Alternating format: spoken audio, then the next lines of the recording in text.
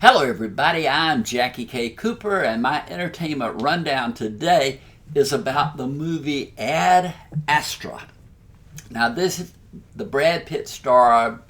Brad Pitt goes into space looking for his long-lost father, who's been heading up a mission that took place some 25 or plus years earlier. He was never heard from after a certain point. I think they were headed toward Neptune or Saturn, one of those planets, and never heard anything from after that point. But there, at the start of this film that takes place in the not too distant future, there are some energy surges of some sort that are causing havoc on Earth. And they think that these energy surges, NASA or whoever's in charge thinks that these energy surges might be coming from this project that was sent out, 25 or more years in the past. So Brad Pitt, who also works with the space program, is called in and told that they're going to send him on a secret mission. Because they don't want anybody to know about the base of these surges and anything about the Lima project, I think it was called, something like that.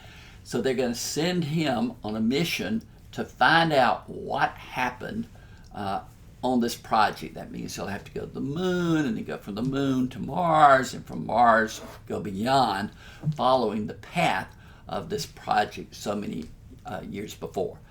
And so that's what the movie's about. It's his journey into space to find out what happened to his father, who is played by Tommy Lee Jones. You see him in flashbacks, etc. And there's Tommy Lee. But Brad Pitt is the movie. I mean, he's in just about every scene. If you're a big Brad Pitt fan, then you're thinking, oh, this is great. This is just going to be 2 hours of Brad Pitt. I think it's 2 hours plus of Brad Pitt. But this movie was one of the major disappointments of the year for me. It just didn't hit me right on any level at all. For one thing, it's one of the most pretentious movies that I've seen in a long while. I mean, it just is full of itself. It's caught up in how important it is and the secrets that it reveals and the philosophy that it has. No. Did not appeal to me. Brad Pitt is constantly doing this voiceover narrative, explaining his inner thoughts and the inner workings, etc. No, not having any of that either. It's pretentious, it's ponderous, it moves at a snail's pace. And then halfway through the movie, they get to monkeying around with the script, and it goes off the boards. Now, I'm no scientist. That was not my best subject in college or anything else. But I thought when you travel to these planets like Saturn and Neptune, that you were gone for decades. I didn't know you could just hop, skip, and jump from one planet to the next. Now, this is in the future. I don't know what their propulsion system is like or whatever, but that never did it for me either. I was just constantly confused.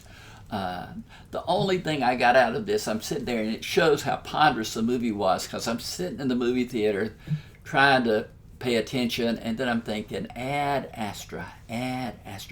What does that mean? What does that mean?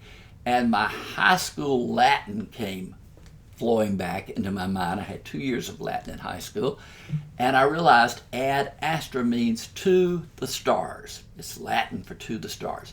So that was my achievement with this movie, that I actually achieved figuring out what the title meant.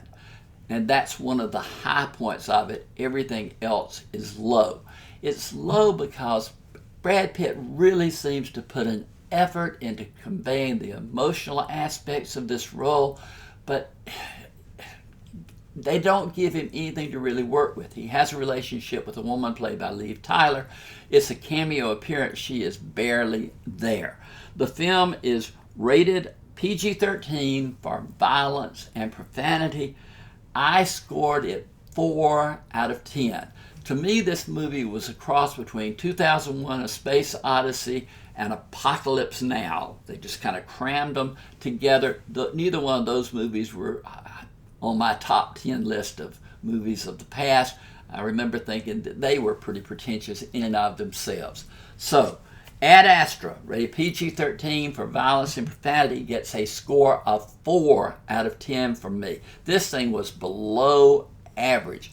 Give me your comments if you go see it. I really want to know what you think. But it was not for me. Go ahead and hit that subscribe button if you're not already a subscriber. We're going to have videos like this one and many more coming up. So you want to keep up to date on all things entertainment. But this has been Jackie K. Cooper's Entertainment Rundown.